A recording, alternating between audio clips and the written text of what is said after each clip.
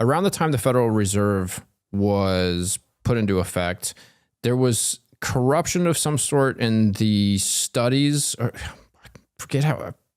What was it that happened? Because that seemed that that's where the medical industry started to derail at the same time that our money system started to get really shitty. Yes. So the Federal Reserve was created in 1913. Okay. The American Medical Association was created in 1903. The purpose of the American Medical Association was to try and standardize the practice of medicine in the US. It sounds good on paper, we want to have things according to rules so that there are no quacks and no snake oil salesmen. So that sounds good on paper. But what they actually did was to attack and criminalize anything that is not based on pharmaceutical-based medicine. Criminalize? Yes. Wow. Yeah. So in 1910, this guy called Abraham Flexner, who was a high school teacher, was given the authority of writing something called the Flexner Report. And the purpose of the Flexner Report was to recommend how we can improve medical education in the US. He was heavily funded by the then blossoming pharmaceutical industry. And his recommendations was any medical school that teaches non-pharmaceutical based medicine that it doesn't just rely on pharmacology and pills, all of these medical schools need to be shut down. So 60% of US medical schools will shut down at that time. Wow. And so I don't really know the history of the pharmaceutical industry and these early pharmaceutical companies. Do you know much about that? What prescription drugs were they offering in the early 1900s? How did they become so powerful? And how did this unfold? How did we get here? We got here so back then, if you wanted to go to a doctor, it doesn't mean that it's necessarily going to be a guy who prescribes a pill for you. Now, a doctor, the definition of a doctor is someone who practices pharmaceutical allopathic medicine. Back then, in the 1800s, you could go to a naturopath who heals with herbs. You could go to a homeopath who heals with homeopathy. You could go to an osteopath that heals with physical manipulation, or a chiropractor, same thing.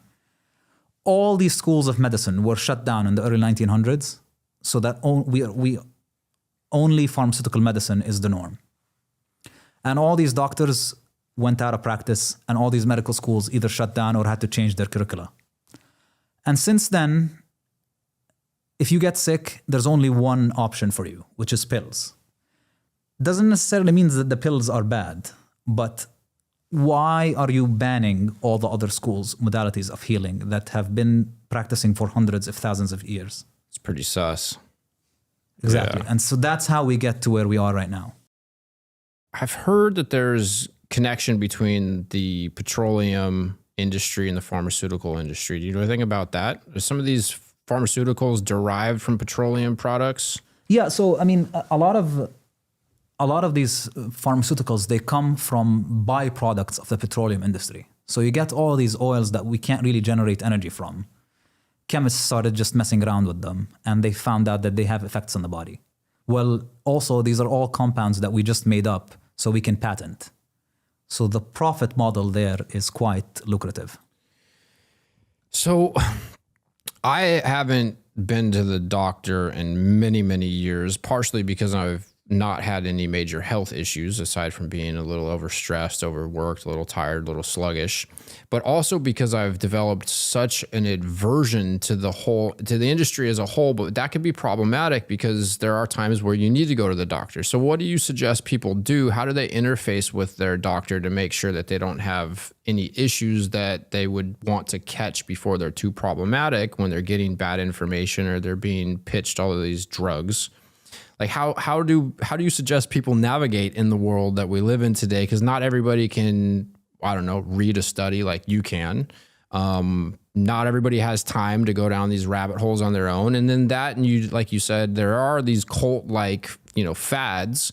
You got a guy like Rich Roll, an ultra marathon runner who has a whole personal brand about being a vegan now and is promoting veganism. You have on the flip side of that, carnivore doctors. It just seems to be this massive information. So how do you, I'm assuming now at this point, you personally help people, guide them through figuring out what could work and what is likely not to work. But what do you suggest people do that, are still going to the doctor and getting advice? Like, I was at the doctor a couple of years ago. I got my child, and the lady is like really adamant upon us vaccinating her and kind of gave us a shitty attitude. And we're like, no, we're going to do a little bit of research.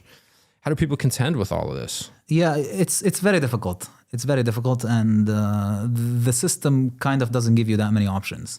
So it's difficult. You should be aware that, with emergencies, the advances that modern medicine has done are quite incredible. Like, someone's a lot more likely to survive a car crash now than they did, 30 years ago. So definitely that we should give credit where credit is due for that. Don't break your arm and have a bone sticking out and try to Google some naturopathic way to fix that. 100%. Yeah. So that's the first thing. What I usually recommend to my patients is if you start by just fixing your diet, okay, that will give you, if you're no longer just, drowning in sugar and processed vegetable seed oils and processed foods every day, that will give you more of connection with your own body, that you can start to sense what feels good and what doesn't feel good for you. And so that is the first step in you understanding what works well for your lifestyle. And be curious. I drink this drink every day. How does it make me feel? Maybe I should stop it for a few days and see. I eat this. How does that make me feel? How does working on my desk under artificial light make me feel at night? So all of these things start experimenting with these things. Ideally, it would be helpful to find physicians such as myself to guide you through this in case something comes up. It's not easy to find them everywhere.